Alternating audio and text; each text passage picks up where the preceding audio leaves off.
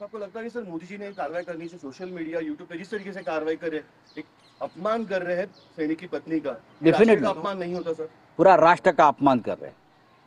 ये जो संघी लोग हैं, ये असली संघी नहीं, ये डुप्लीकेट संघी है। जो असली संघी है मुझे मालूम है वो ऐसा नहीं करेंगे। ये जो नए नए मुल्ला बन गए हैं ना संघ में आकर, ये उनकी बातचीत, ये उनकी बात है, ये इस प्रकार से वो काम करेंगे। लेकिन इस देश में भारतीय जनता पार्टी का ये दुर्भाग्य है, अपयश है कि पहलगाम के बाद इस देश में हिंदू मुसलमान ये एजेंडा नहीं चला। राहुल गांधी ने यूएस में एक बयान दिया है प्रभु श्री राम को लेकर कि वो एक माइथोलॉजिकल फिगर थे। इसको लेके भारतीय जनता पार्टी ने ये कहा है कि भारतीय जनता पार्टी को ये करते रहने दो। सत्कार करण्यात आला होता।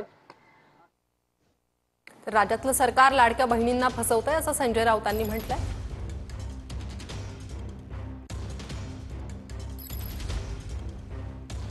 जानकारी दी है महाराष्ट्र में बीते दिनों जो हुआ उसका एक रेप्लिका 17 मई को मेरी किताब जेल डायरी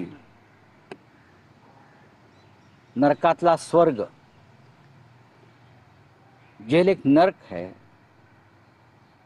तो हम उसको स्वर्ग मानकर वहाँ जिए। हमें लगा कि सरकार ने हमें स्वर्ग में भेज दिया है।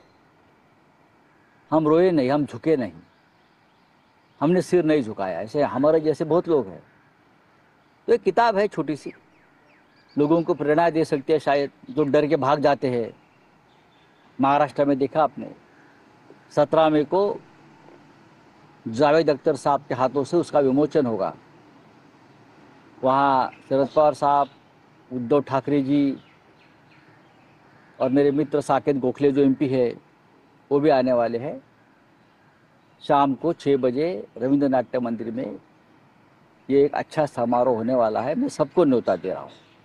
जो जो देश के फ्रीडम के लिए, स्वतंत्रता के लिए काम करना चाहते हैं, लड़ना चाहते हैं, उन सब के लिए खुला निमंत्रण है। सरकार में बैठे जो लोग हैं उनको नरकातला स्वर्ग अशा प्रकारचं पुस्तक 17 तारखेला उद्घाटन आहे।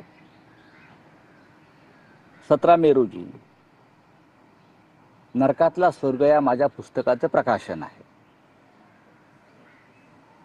हे पुस्तक जे आहे माझ्या तुरुंगातले जे माझे अनुभव आहेत, सरकारने जे आम्हाला नरकात पाठवलं आणि नरकात पाठवून सुद्धा आमच्यासारखे अनेक लोक झुकले नाहीत,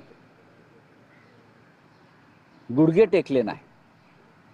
आम्ही त्या नरकाला स्वर्ग मानला आणि त्यात राहिलो 100 दिवसाच्या वर। त्याचे अनुभव आहेत। फार मोठं पुस्तक नसेल पण त्यातून लढणाऱ्यांना प्रेरणा मिळावी। देशासाठी, स्वातंत्र्यासाठी, लोकशाहीसाठी लढणारी जी एक पिढी आहे त्यांना जर काही मी प्रेरणा देऊ शकलो त्यातून, त्यासाठी मी पुस्तक लिहिलं। जावेद अख्तर प्रख्यात लेखक, कवी, पटकथाकार हे ते पुस्तकाचे प्रकाशन करतील।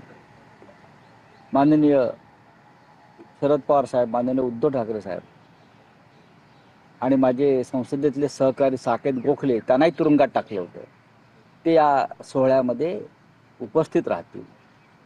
आणि एक प्रेरणादायी सोहळा रवींद्र नाट्य मंदिरला 17 मेला सायंकाळी 6 वाजता।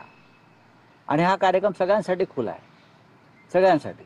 सर राज ठाकरे निमंत्रण आहे का या विषयावर सर? हा, राज ठाकरे मी म्हटलं ना सगळ्यांना निमंत्रण आहे, खुलं। ज्यांना ज्यांना या हुकुमशाही विरुद्ध लढायचं आहे,